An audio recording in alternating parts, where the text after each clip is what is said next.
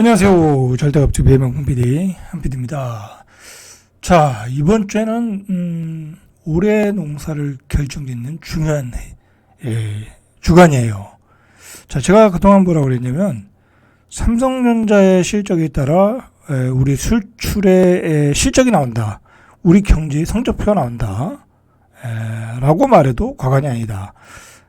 왜 그러냐면 우리나라 수출 10대 품목 중에 1위가 압도적 1위가 자동차, 반도체, 2등이 자동차, 현대자동차니까 그럼 꾸준하다고 보고, 자, 3등이 이 석유화학. 자, 근데 석유화학은 어떻게 되겠어요? 생존의 위기에 있다. 그러니까 석유화학의 기대는 실적은 기대할 수가 없다. 반토막을 예상해야 된다. 그러면 반도체마저 여기서 반토막이 나면 지금 이제 그 추정하는 실적들은 반토막까지 생각해야 되거든요. 그런데다가 삼성전자가 HBM을 못 만들어낸다고 하면 반토막 이상이 날 수 있다. 결국 흑자폭이 전체 수출 흑자폭이 줄어들 수 있다라는 거죠. 올해 24년도에 한 518억 정도 우리가 수출해서 벌었는데 흑자를 냈는데 300억 또는 200억 그렇게 줄어들 수도 있다라는 얘기예요. 그런데 중요한 거는 삼성전자의 4분기 실적이 이번 주 8일 날 나와요. 그렇기 때문에 8일이면 6, 7, 8 수요일이죠. 자, 그나마 다행히 삼성전자의 주가 움직임은 그나마 조금 호전됐어요. 53,000원에서 왔다 갔다 했죠. 그죠? 52,200원까지 찍고 막 그랬잖아요. 그러면서 54,400원으로 끝내놨어요. 자, 그러나 긴장을 늦추면 안 된다. 그죠? 긴장을 늦추면 안 된다. 중요한 시기다라는 거예요. 일반적으로 예상하기에 작년 한 중반기 이후까지 그 뒤로는 또 이렇게 자꾸 실적을 낮췄고 3분기 실적이 나오면서 확 이제 4분기 실적을 낮췄는데 10조를 넘을 줄 알았다라는 거야. 삼성전자의 4분기 2023년 실적이 10조를 넘을 줄 알았는데 그거에 훨씬 못 미쳐서 삼성전자의 4분기 영업이익이 7조 원을 겨우 넘어설 것이라는 전망이 나오기 시작했어요. 자, 그런데 이게 8월까지만 해도 15조까지 예상했었어. 그죠? 그때 막 시장이 올라올 때니까, 그리고 막 반도체 굉장히 좋을 때고 엔비디아가 막 뜰 때고 그러니까 15조를 예상하던 게 8조까지 떨어졌다가 이제 실적을 바로 앞에 두고 7조 원까지 떨어졌어. 자, 그러니까 이게 나오는 기사를 우리가 잘 읽어야 돼요. 잘 읽어보면 이게 무슨 얘기예요? 만약에 수요일 날 나오는 실적이 7조 원을 나왔다. 그죠? 여기 지금 신문에 나온 대로 7조 원이 넘었다. 7조 원 정도 나왔다. 그러면 그냥 평타. 그죠? 그냥 주가는 보합인 거야. 그런데 예상외로 한 8조가 나왔다. 그죠? 그러면 약간의 강세, 얼마까지 강세가 될지 모르겠어요. 9조, 10조가 되면 모를까? 8조까지는 모르겠고, 어쨌든 8조가 나면 호재. 여기까지. 그렇게 여러분들의 기준선을 잡아놔야 돼요. 왜냐면 신문이 이렇게 가이드라인을 만들어 줬잖아요. 그럼 이 신문을 보고 투자자들이 생각을 하는 거야. 이 증권사에서 영업이익이 7조 원을 예상했으니까 현재의 주가에 7조 원은 반영이 된 거야. 그죠? 반영이 됐는데 7조 원 밑으로 나왔어. 자, 그때는 급락이 나오는 거죠. 급락이. 자, 그래서 8일 날 4분기 실적을 발표할 예정이고 삼성전자의 실적이 왜 중요하냐면 이 국내 증시에서 삼성전자 실적이 나오면 그 뒤따라서 실적이 우르르 나와요. 그러면 비슷하게 나와. 삼성전자가 실적이 떨어졌으면 다른 데도 실적이 떨어져서 나오더라고. 그래서 중요한 거예요. 삼성전자 실적이. 상반기에 주식시장을 좌우하고 올해 전체 주식시장을 좌우할 수 있는 그런 중요한 D-Day가 얼마 안 남았다라는 거예요. 특히 이 실적이 중요한 게 뭐냐면 최근 반도체 업황이 안 좋아지고 있어요. 자, 이게 무슨 얘기냐면 뒤에서 얘기하겠지만 이번 실적이 좋게 나오더라도 단기적으로는 상승이 나오더라도 올해 중장기적으로는 주가가 한계에 있을 수 있다는 거야. 그죠? 그러니까 여러분들 반등이 나오면 알아서 매도를 하셔야 돼. 적정한 가격에 알아서 매도를 하셔야 돼. 중장기적으로는 안 좋다는 얘기가 전반적인 의견이에요. 그죠? 자, 증권정보업체 FN 가이드가 FN 가이드 기준 삼성전자 4분기 영업이익 평균 전망치, 그러니까 이제 평균 전망치 여기저기서 막 전망치를 내놨는데 8조 5,536억 원이라는 거야. 근데 지금 그게 떨어졌다라는 거잖아요. 7조까지 예상하고 있다는 거잖아. 그러니까 어떻게 보면 이게 가이드라인도 될 수도 있어. 8조 5천억이. 그러니까 7조가 가이드라인이 될지 8조 5천억이 가이드라인일지는 몰라. 시장의 반응에 따라. 일반적으로 최악으로 보는 경우에는 7조. 그러니까 하단으로 보는, 그리고 중단으로 볼 때는 8조 5천억. 자, 그렇게 보고 있다. 그러니까 여러분들 이 기준을 갖고 여러분들이 보셔야 돼. 왜냐면 이게 삼성전자의 주가의 움직임만 좌우하는 게 아니라 우리 전체 시장의 코스피 지수를 좌우하잖아요. 그죠? 코스피 지수를 좌우하니까 다른 주식도 코스피 지수가 떨어지면 다 떨어져요. 그리고 코스피 지수가 올라가면 다 올라가는 거야. 그죠? 그렇기 때문에 중요한 거예요. 그렇게 보셔야 돼. 자, 지난해 8월에 한참 시장이 좋을 때는, 그때는 14조 7,900억 정도. 자, 이렇게 예상을 했고요. 9월 되니까 12조 5,500. 그러니까 주가가 계속 떨어지는 거죠. 이게 실적이 낮아지니까. 예상치가 낮아지니까. 10월에는 11조 500억 정도. 그리고 11월에는 9조 7천억. 계속 떨어지죠. 그리고 12월에는 8조 9,700억. 9,700억 정도. 근데 1월 들어오니까 8조 5천억 정도. 자, 이렇게 떨어졌다라는 거야. 5개월 만에 추정치가 42.17% 떨어졌다. 그러니까 최소한 8조 5천억 정도는 나와야 되겠네요. 그죠? 아니면 8조 정도 이상. 그 정도 나오면 선방했다. 뭐 그러면서 주가가 저평가된 게 아니야? 하면서 좀 반등하지 않을까. 그죠? 기대감이죠, 기대감. 말 그대로 기대감이에요. 자, 그러나 이 삼성전자의 4분기 영업이익이 8조도 못 넘을 거라는 이야기들이 나온다는 거야. 그러니까 잘못하면 8조 이하로 나오면 시장이 출렁할 수도 있겠네요. 그죠? 출렁할 수도 있어요.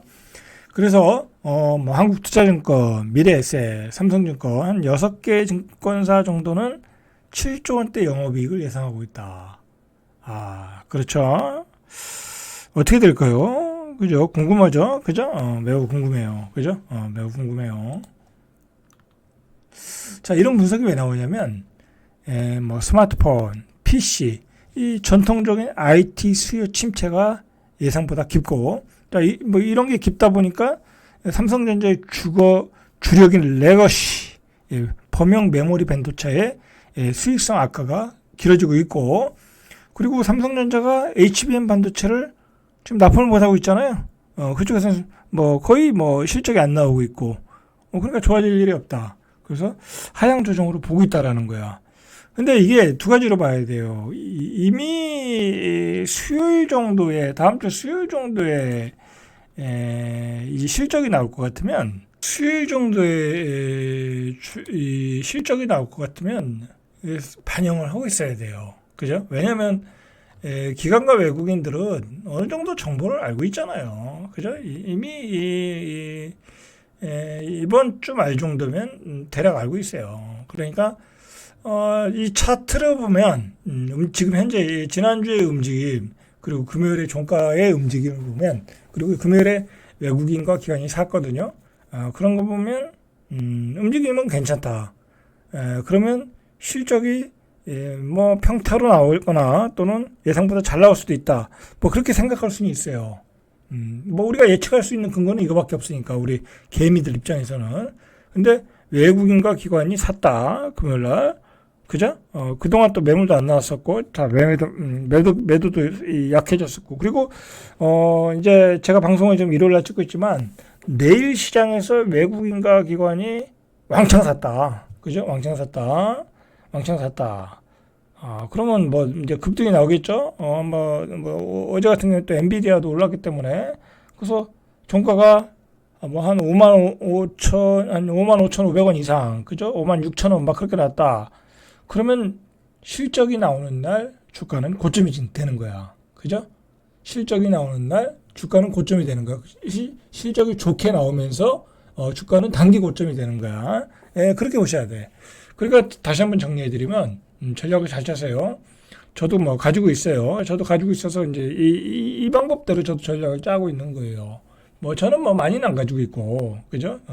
어떤 주식시장의 움직임을 알기 위해서 뭐 한 몇십 주 정도 사놓은 거니까. 자, 그러니까 다시 한번 정리하면 엔비디아가 올랐기 때문에 강세로 나올 수도 있고, 그러면서 외국인과 기관들이 사러 들어온다. 그럼 그 외국인과 기관들은 미리 정보를 아는 세력일 수도 있다. 그러면 종가 땡기고 월요일날 땡기고 화요일날 또 뭐 조금 올라가고, 그리고 수요일날 뭐 장중에 나오든지 언제 나오든지, 아니면 화요일날 오후에 나오든지 하겠죠? 아니면 화요일날 나올 수도 있고요, 미리.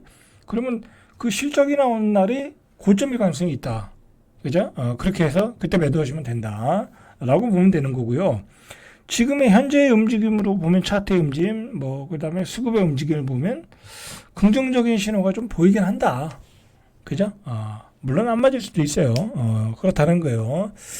그렇게 보시면 될 것 같아요. 그죠? 자, 그러나 우리가 뭘 봐야 되냐면, 이거는 이제 이번 주의 움직임이고, 중기적 또는 올해 올 장기적, 올해 내의 주가의 움직임은 별개의 문제이다. 자, 그것은 굉장히 안 좋아 보인다라는 거예요. 지금은 4분기 실적은 좋았지만 1분기 실적은 확 떨어질 수도 있잖아요. 그죠? 얼마를 예상하는지 모르지만 떨어질 수 있다. 실제로 스마트폰과 PC의 재고 조정이 일어나면서 뭐 디램 4분기 비트크로스의 추정을 마이너스 5%에서 12%로 하향 조정했다. 왜? 어쨌든 가격이 떨어지고 있다라는 거야. 가격이 떨어지고 있다. 레거시 반도체의 가격이 떨어지고 있다. 그리고 뭐 DDR 가격도 떨어지고 있다. 그건 뭐예요? 재고가 많이 쌓인다는 거잖아요. 근데 뭐 때문에 재고가 많이 쌓이겠어요? 자, 여기서 중장기의 삼성전자의 흐름이 안 좋은 거야. 삼성전자가 D램 반도체에 의존해서 계속 실적을 만들어내기 위해서는 이 중국의 업체들의 파상 공격, 그죠? 중국의 레드테크, 저가 제품, 고성능 D램마저도 경고음을 주고 있어요. 이 사람들이, 중국 애들이 저가를 막 쏟아내고 있는 거야. 그런데 삼성전자는 레거시 반도체에 지금 의존하고 가고 있는 거잖아요. 뭐 기타 다른 것도 고사양의 반도체도 있지만 일단은 타격을 볼 수밖에 없다라는 거야. 그래서 중국의 범용 D램이 고성능치까지 지배력을 확대할 수 있다라는 얘기가 나오고 있어요. 그 회사가 창신 메모리야. 그래서 지금 공격적인 설비 투자를 하고 있다라는 거야. 여러분들 이걸 가볍게 보면 안 되는 게, 우리가 세계적인 반도체 국가가 된 때가 언제예요? 그죠?